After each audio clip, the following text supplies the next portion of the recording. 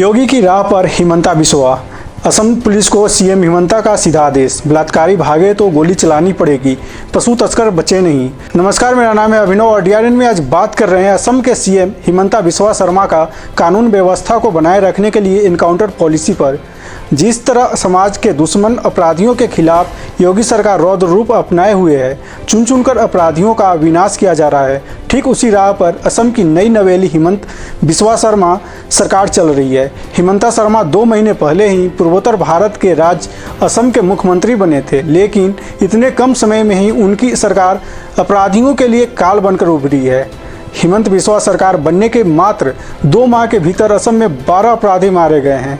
इन मुठभेड़ों में पुलिस का कहना है कि उन्हें अपराधियों ने मजबूर किया, तभी उन्होंने गोली चलाई, जबकि विपक्ष पुलिस की इस कार्रवाई को क्रूर बता रहा है। आपको यहां बता दें कि रायजोर दल प्रमुख व विधायक अखिल गोगोई ने इन एनकाउंटर को सरेआम हत्या करार दिया है। वहीं असम में नेता प्रतिपक्ष देवव्रत सैकिया ने पुलिस की कार्रवाई की आलोचना की है। उन्होंने कहा है कि अगर अपराधी हिरासत से भागने का प्रयास कर रहे हैं तो यह पुलिस की नाकामी है। पुलिस अपराधियों को अपराध दृश्य की पुनर्रचना के लिए ले जाती है और वे भागने का प्रयास करने लगते हैं। यह अब आम बात हो गई है और ऐसा लगता है कि असम पुलिस क्रूर हो चुकी है। अब आपको यहाँ यह जानना जरूरी है कि इस मामले पर विशेष पुलिस महानिदेशक ज्ञानेंद्र प्रताप सिंह ने अपना बयान दिया था।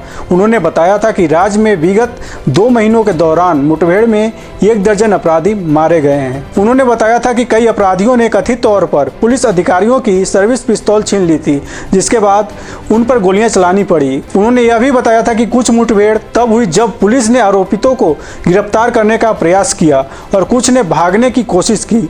जब इन उग्रवादियों और अपराधियों ने हिरासत से भागने का प्रयास किया तो पुलिस को गोलियां चलानी पड़ी। ऐसे में केवल वे ही बता सकते हैं कि उन्होंने भागने की कोशिश क्यों की।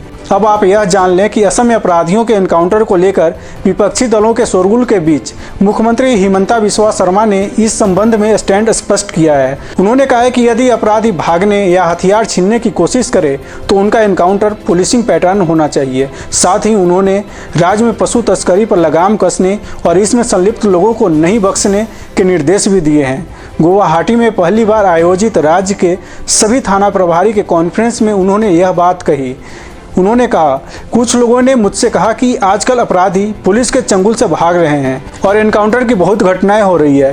क्या यह एक पैटर्न बन रहा है? मैंने उनसे कहा, हाँ, यह पुलिसिंग पैटर्न होना चाहिए। मुख्यमंत्री ने साफ शब्दों में कहा, बलात्कारी भागे और पुलिस से हथियार छीनने की कोशिश करे तो पुलिस को गोली चलानी पड़ेगी, छाती पर नहीं, लेकिन कानून पैरों पर गोली मारने की इजाज़त देता है। हम असम पुलिस को देश के सर्वश्रेष्ठ पुलिसिंग संगठन में बदलना चाहते हैं। शर्मा ने यह भी कहा कि वे चाहते हैं कि पुलिस पशुओं की तस्करी करने वालों पर अधिक सख्ती दिखाए, पशुओं की तस्करी करने वालों को हर कीमत पर पकड़े। उन्होंने कहा, गाय हमारी भगवान है, हमें दूध देती है, गोबर देती है। ट्रैक्टर आने से पहले हमने मवेशियों की मदद से खेती की और यह कई हिस्सों में आज भी जारी है।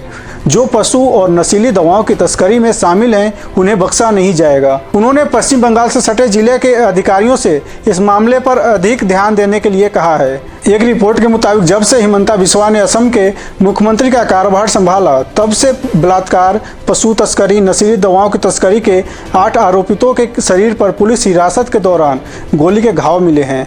हालांकि इस मामले में पुलिस का कहना है कि इन लोगों ने भागने की कोशिश की थी। बता दें कि भाजपा नेता ने राज्य में ऑर्गेनाइज्ड क्राइम के खिलाफ बड़े अभियान का ऐलान किया है। 5 जून को सीएम ने कहा, आज अगर 2 अपहरणकर्ता पकड़ लिए जाते हैं और वे हमला करते हैं तो पुलिस के पास गोली चलाने के अलावा दूसरा विकल्प नहीं रहता है, क्योंकि ऐसा नहीं करने पर पुलिसकर्मी खुद ही मर जाएगा। पत्रकारों के सवाल का जवाब देते हुए मुख्यमंत्री ने कहा कि लोकतंत्र में अपराध का मुकाबला कानून से होता है, मुठभेड़ से नहीं। एनकाउंटर तभी होना चाहिए जब दूसरा कोई ऑप्शन न बचे। साथ ही महिलाओं के प्रति होने वाले अपराधों पर सीएम ने अधिकारियों को जीरो टॉलरेंस की नीति अपनाने के लिए कहा है।